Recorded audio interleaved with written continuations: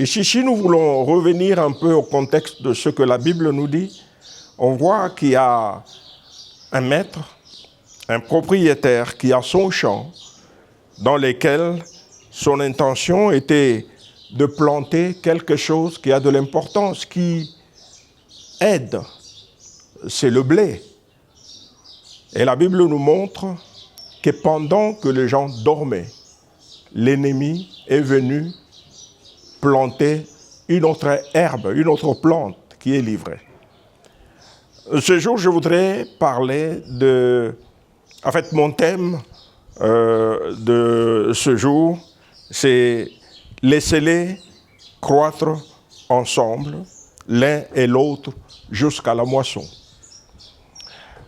En regardant de plus près et en étudiant, nous voyons que l'ennemi a utilisé le même champ. Pourtant, l'ennemi avait la possibilité de créer un autre champ à côté et de planter l'ivraie. Mais il est parti planter l'ivraie dans le champ où le propriétaire avait planté le blé. Et c'est pourquoi on l'appelle bien sûr l'ennemi. Revenons un peu dans la comparaison de caractéristiques du blé et des livrées. En lisant, ici, il apparaît clairement qu'il est difficile de différencier le blé des livrées. Parce que les serviteurs ont demandé, dit « Seigneur, nous sommes capables d'aller arracher l'ivraie. » Il leur dit « Non, laissez-les croître ensemble. » Parce que c'est difficile. Pour quelqu'un qui n'est pas initié, quelqu'un qui ne connaît pas, c'est difficile. La crainte du maître était que quand les serviteurs devaient aller arracher l'ivraie, il y avait la possibilité aussi qu'ils puissent arracher à la même occasion les blés, ce qu'ils ne voulaient pas. Donc, il a dit, laissez-les croître ensemble l'un et l'autre. Et qu'est-ce qui devait déterminer maintenant la différence du blé et des livrées? C'est quand ces deux herbes allaient produire des fruits. En ce moment-là, un œil averti peut différencier le blé et l'ivraie. À quoi ça sert le blé? Vous aimez manger du pain, n'est-ce pas?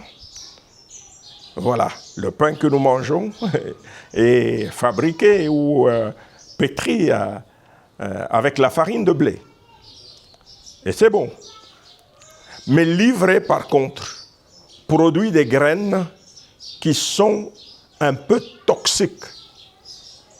Il semblerait que si jamais il y a une quantité de farine, de blé mélangée à l'ivraie, l'ivraie crée un peu l'ivresse. Et quand vous prenez l'ivraie, ça crée en vous l'ivresse. Vous savez pourquoi Jésus parle de ces paraboles? Non pas que ça servait simplement à cette église qu'il venait de commencer, mais ça sert aussi à l'église d'aujourd'hui. Le chant, c'est les chants du Seigneur. C'est l'église, c'est là où nous sommes. C'est la parole de Dieu qui est sémée, elle est sémée. Mais aujourd'hui, nous assistons à la dilution, à la transformation de la parole de Dieu dans l'église même. Et la parole qui est prêchée ressemble à l'ivraie, qui enivre. Et quand un homme est ivre, il a des besoins que l'homme normal ne peut pas exprimer. Il y a l'église remplie de l'ivresse de la gloire, de l'ivresse de l'argent, de l'ivresse de la renommée, de l'ivresse de beaucoup de choses qui ne servent pas au royaume de Dieu. Mais le Seigneur, dans sa miséricorde, il dit « laissez-les croître ensemble ». Pourquoi? Parce qu'il ne veut pas détruire le blé. Parce qu'il ne veut pas détruire la bonne herbe qui est dans le champ. Ce sont ces gens-là qui entrent dans l'église et qui sont focalisés sur la parole de Dieu, sur la croissance de l'église, et sur la croissance du royaume. Et le danger d'arracher l'ivraie pouvait avoir comme conséquence de détruire le blé. Parce que, vous savez, une main qui n'est pas exercée peut, n'est-ce pas, détruire par son propre jugement. On peut détruire ce qui est utile à l'œuvre. Et qu'est-ce qu'il leur dit? Laissez-les croître ensemble, l'un et l'autre jusqu'à la moisson. Et à l'époque de la moisson, je dirais aux moissonneurs, les moissonneurs sont des hommes exercés, les hommes qui connaissent. Et là, il n'y a plus d'hypocrisie. Les gens ne peuvent pas se dissimuler. À la moisson, les gens ne peuvent pas se dissimuler. Aujourd'hui, on peut se dissimuler dans l'église, on peut porter des cols pastoraux, on peut prêcher, on peut parler, on peut prophétiser, on peut dire tout ce qu'on veut, mais l'œil averti, seul l'œil averti peut distinguer l'ivraie du blé. Et c'est pour cette raison que le Seigneur dit à la moisson, uniquement à la moisson. Nous sommes dans une période, je peux catégoriser les périodes. La première période, c'est l'avant Christ, où l'Esprit de Christ a parlé par des prophètes comme Ésaïe. Il leur a annoncé qu'il y aura un Messie qui viendra. C'est lui qui va ramener le cœur, c'est lui qui va sauver, c'est lui qui va délivrer. Et cette prophétie s'est accomplie par la venue du Seigneur Jésus. Il y a la période de Christ pendant son vivant. Et c'est ça ce qu'on appelle la première venue de Christ. Il est venu pour sauver. La Bible nous dit que Dieu a prouvé son amour. On sait que quand nous étions pécheurs, Christ est mort pour nous. La mission de Christ a été accomplie par la mort sur la croix. Et il a accompli cela. Et il nous a donné l'occasion de venir à lui et d'être sauvés par son amour et par sa grâce. Et avec le départ de Christ, il nous a laissé pendant une période de grâce. Cette période de grâce court encore pour vous, pour moi. Et c'est cette période de grâce où les gens profitent. Ils profitent pour s'aimer livrer dans le cœur des gens. Ils profitent pour s'aimer livrer dans l'Église. Ils profitent pour s'aimer livrer dans les nations. L'Église est devenue un champ de bataille où les pasteurs se chamaillent, où les pasteurs se querellent, jusqu'à se donner même des coups de poing dans l'Église. Avons-nous l'autorité de pouvoir facilement distinguer, livrer? Parfois c'est difficile. Parce que ceux qui sont, peuvent être considérés comme livrés, c'est ceux qui attirent de foule. C'est ceux qui font de miracles mensongers. C'est ceux qui prophétisent au nom de Jésus. Et il est difficile, excusez-moi, il est difficile de les connaître. Mais lors de la moisson, quand le temps de la grâce aura couru jusqu'à sa fin, et que le Seigneur revient avec de professionnels, de moissonneurs professionnels, il n'y aura plus de dissimulation. On ne saura pas se cacher. Et le Seigneur, en ce moment-là, aura que deux actions. La première action consistera à arracher le blé. Et pourquoi arracher le blé? La Bible nous montre qu'à l'époque de la moisson, je dirais aux moissonneurs, arracher d'abord, en priorité, livrer les faux prophètes, les faux pasteurs, les faux docteurs, les faux serviteurs. Le temps de la moisson arrive et les moissonneurs ne respecteront que la voix du maître. Et il n'y aura pas de cachette, il n'y aura pas de dissimulation, d'hypocrisie. Il n'y en aura pas. Parce qu'eux, ils ont la capacité de détecter ce qui enivre le peuple, ce qui a détruit le peuple. Et la Bible nous montre, dans le verset que nous avons lu tout à l'heure, le maître donnera d'abord, il donnera les instructions et pour dire voilà, il faut d'abord arracher l'ivraie et lier là en gerbe pour en faire, non pour conserver, mais pour brûler. L'enfer existe, mon frère, ma soeur, serviteur de Dieu. L'enfer existe. Et c'est un endroit où il n'y a pas de climatiseur, il n'y a pas de ventilateur. Cet endroit existe, il fait chaud. Et cette chaleur, c'est une chaleur qui ne pourra pas te brûler. Tu ne brûleras pas, mais par contre, tu souffriras. Et le Seigneur dira, brûlez l'ivraie, mais amassez le blé. Vous voyez, il y a des gestes qui disent long par deux mots. On dit arracher, sans ménagement.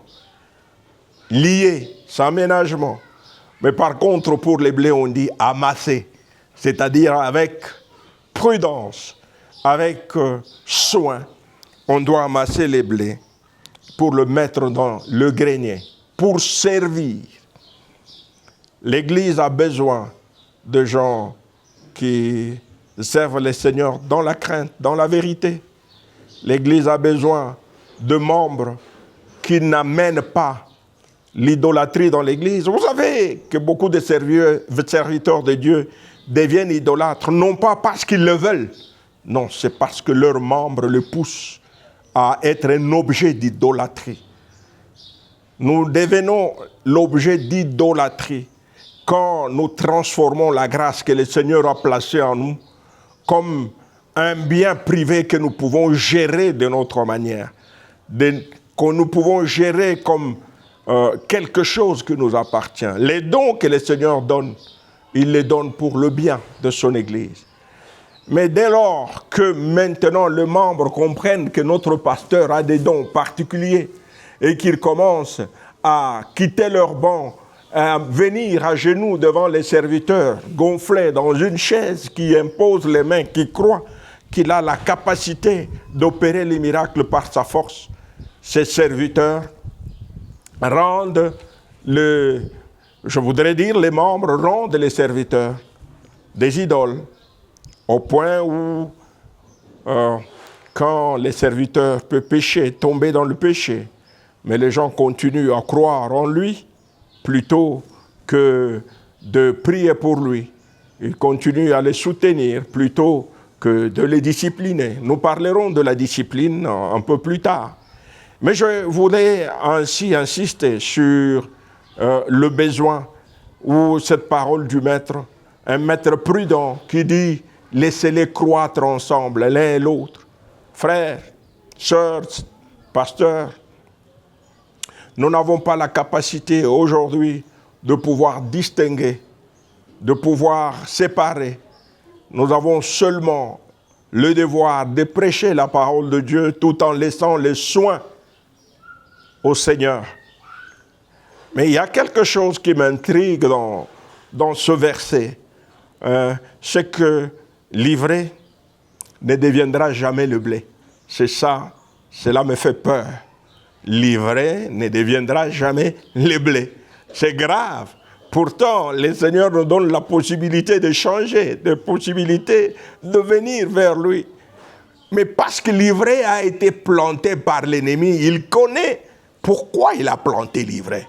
Il sait pourquoi il a planté l'ivraie. C'est pour détruire. L'ivraie, c'est pour empêcher la croissance de l'œuvre. C'est pour détruire.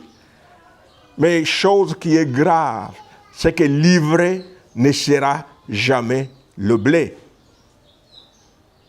L'ivraie, je ne sais pas comment on dit l'ivraie en swahili, magugu. L'ivraie ne sera jamais le blé, c'est-à-dire la condamnation. Et l'ennemi, je l'ai signalé dès le début, l'ennemi avait la possibilité de pouvoir créer un champ à côté. Un champ où il pouvait planter l'ivraie à sa guise, comme il veut. Mais pourquoi il a choisi simplement de venir planter l'ivraie dans le champ de blé? Et cela se passe aujourd'hui. Il y a des organisations parallèles dans l'Église Le pasteur est là pour prêcher, mais il y a une organisation parallèle dans l'Église. Des gens qui pratiquent des œuvres, des ténèbres dans l'Église. Leur organisation, c'est quoi? C'est détruire l'Église. Livrer, le Seigneur viendra et il donnera l'ordre aux moissonneurs qui vont vous arracher en premier pour vous lier. Ils vont vous arracher. Ils vont vous identifier. Kuvumbula. Ça vile banachema comme Swahili. Kuvumbula. Là où vous vous cachez. Des faux serviteurs, des faux pasteurs. Le Seigneur a un temps pour tout. Il viendra et il arrachera l'ivraie pour le brûler et il amassera le blé pour le conserver dans son grenier. Que le Seigneur vous bénisse.